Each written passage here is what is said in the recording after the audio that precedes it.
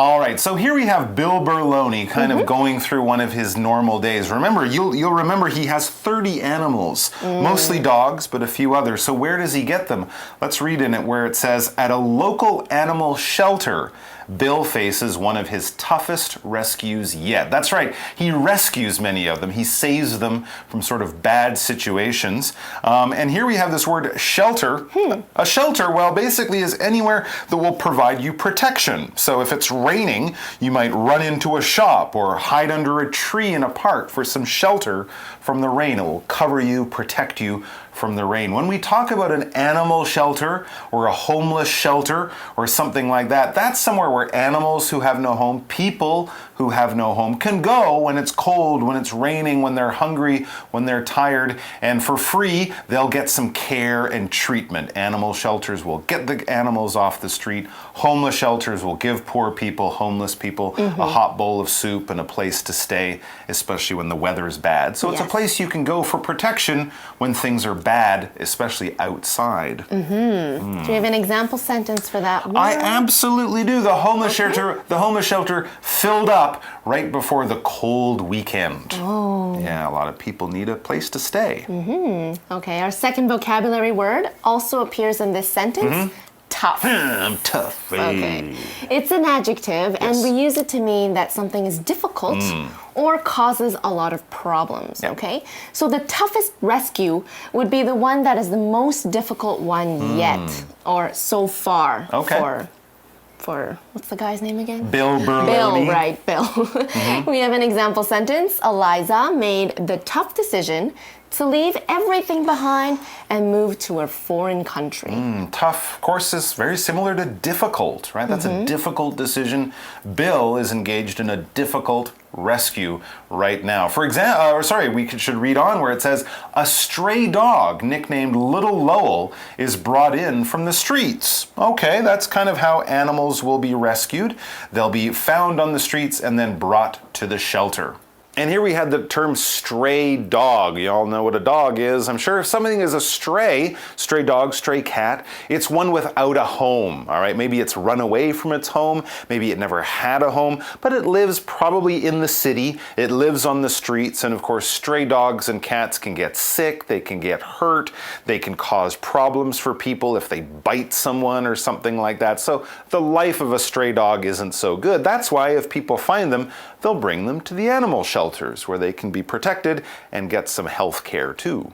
So the name of the stray was Little Lowell. Tell us about Little Lowell, the stray dog. Okay, this poor Shih Tzu's hair is... Excuse me, what did you say? Shih Tzu. Shih Tzu. Oh, that's the kind of dog. It is. Those are like little dogs with like long hair, don't and they? kind of like a little Wow, beard. a stray Shih Tzu. I've never heard of that. That's so small. How would it live on the streets? Oh no, and its hair would get tangled. Sorry, yes. Continue. Okay, Tell anyway, us about its hair. This poor Shih Tzu's hair is stuck to its face, and it is barely hanging on to life. Oh my gosh, it's very close to dying. Yeah. Wow. So a Shih Tzu is a type of dog, and you kind of described it. It has, it's a small dog, okay, and it has short legs and very curly hair. And if you let it grow out, it'll be like really long and kind of look like a mat. Yeah, often like rich old ladies might have a Shih Tzu and they'll put a little bow in its hair, and they really do have beautiful hair, but if you want like the big kind of hunting dog to run around in the park with, don't get a Shih Tzu. It's about this big and it'll get tired jumping off your chair. Anyway, he said it was barely hanging on for life. If you're hanging on for life, that means you're close to death. Maybe you're in a dangerous situation. Maybe you're very, very sick. But barely, well, barely is an adverb that means just a little bit. So if someone is barely hanging on for life, it really means they are right on the edge of dying. They're right on the edge of having their life end, okay? So you're very sick or you're in a very serious accident if you're barely hanging on for life. We can use barely in many other ways. We could also say Jason failed the test because he barely studied at all. He only studied for 5 minutes. That's called almost studying? Nothing. Barely. Tiny bit. Oh, okay. So you talked about hanging on to life, right? I did, yes. So to hang on to, just hang on to, means to keep something. Okay. So if we add life at the back of that, Yep. then it's hanging, keeping your life, making sure you're That's still right. alive. That's right. So Yeah. what are you going to do with a sick dog? You're going to send it to the doctors so they can hopefully save it. It says, in surgery, doctors are forced to remove the dog's right eye. Oh, that's what happens to stray dogs. They can get very sick, dirty, and diseased out on the street. So the dog had to have surgery. Surgery is that thing when you go to a hospital and they have to cut into your body to do something. It's not a health problem that can be fixed with pills or medicine. It's more serious than that. So they cut into your body. They remove things from your body.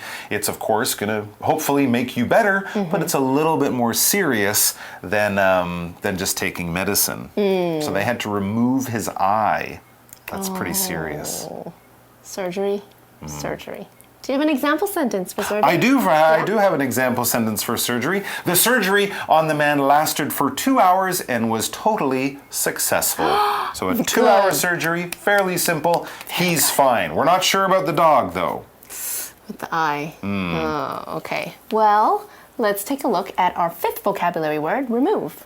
So to remove something means to take something out or away from where it is. So going back to the poor little Shih Tzu, to remove his eye means to take the eye out. Okay. Let's take a look at an example sentence for remove. Kathy had to remove one of her kidneys because it wasn't functioning properly. So we have 2 kidneys and she had to take one out. But she's okay. She can live with 1 kidney. Well, this is fairly serious, of course, this surgery. Just shows you should always wash your hair, right? Because it's not because he had dirty hair. It's because he lived on the street as a stray dog. It's a very dangerous life, but it's okay now. He did lose his eye, but he is going to be fine. It says, although Lowell is hurt, he never loses his will to live. He's a strong Shih Tzu. That's right. He's stubborn and something might knock him down, but it will never beat him. So hopefully he's going to live a long and healthy life, just with 1 eye. But that's okay. We can see with 1 eye. Sure. Just like our example sentence. Absolutely. She could live with 1 kidney. Yes, she could. Yes, she could. Okay, our article says, in the end, Bill and his team managed to find Lowell a good home. Excellent. Okay, so they find someone to take care of Lowell. It says, when a caring woman named Julia sees Lowell, it's love at first sight. Oh, isn't that nice? She loves this cute little dog, and he's, of course, happy to find any loving owner. That's just great. Love at first sight is one of those things that people who write romantic stories or movies or love songs love because it means you fall in love with the person at first sight. The first time you see them, you're just walking across the and then you fall in love, and hopefully he or she falls in love with you too. Otherwise it might actually be sad. But if both people look at each other and there's some kind of magic spark between them, and from that day on they're in love, they get married, and everything works out perfectly, you could say, oh, when we met, it was love at first sight. I didn't even have to find out his name or her name. We were immediately in love. Love at first sight. Our article... You're still in love? I'm still in love with the story. Oh, the it's story. So sweet. No, it's nice when people walk into a dog shelter and immediately see a pet that they're like, that's the one. I think that's a really nice feeling. I love to see that kind of thing on TV because there are many pets who don't get adopted. So when one does and it just works out so well, that's the best. Anyways, let's get back to the article. Okay, our article says, she takes him into her home and each day he walks with a little more pep in his step. A little more pep in his step. I like that. That rhymes. I know it does. It sounds nice. But what is pep? Okay, so to have more pep means to have more energy and enthusiasm. Yeah. So I guess little Lowell is back to normal. There you go. Happy as all. Yeah, pep is that sort of fire, that energy inside of you. It can come because you're in a good mood. Maybe you had a cup of coffee or a little nap and it gives you more energy in the afternoon. But, if you come in and you're kind of in a good mood and bouncing around, probably might say, hey, you're full of pep today. It's like energy, vigor, vim, vitality. You're happy. Lots of good things like that. So every day the dog gets better and happier as he enjoys his new home. Finally, it says he has found an owner who will give him the love he deserves. That's right. Even weird little Shih Tzus deserve lots of love. That's not my favorite dog, but they deserve love just like any other pet does. And it sounds like Julia and Lowell are a wonderful little new little couple. The scene changes, and back at home, Bill's daughter is getting ready for the school dance. Ooh, that's a big moment. I wonder if it's prom. Is it prom? I don't know. In North America, though, in high schools, it's quite common, junior and senior, it's quite common for the students to have a school dance 2 or 3 times a year.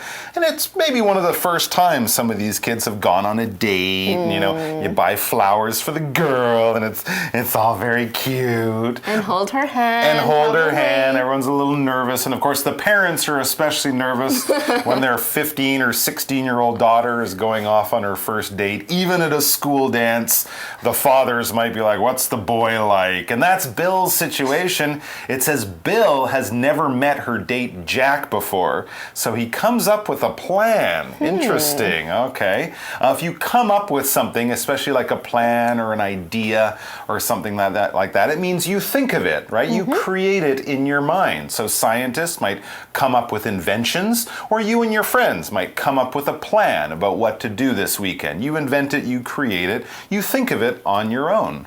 What's his plan? I don't know, but sometimes fathers do like to sort of torture the boy. Not really torture, but, you know, so where are you going to take my daughter? And you know what's going to happen if you do anything wrong. I'm going to find you, you know, just to scare the boy into being a gentleman a little bit. So what's his plan? Our article says he takes the family's biggest dog to the door to greet him. Big scary dog at the door with a big father. Hi, I'm her dad, and this is my best friend, you know.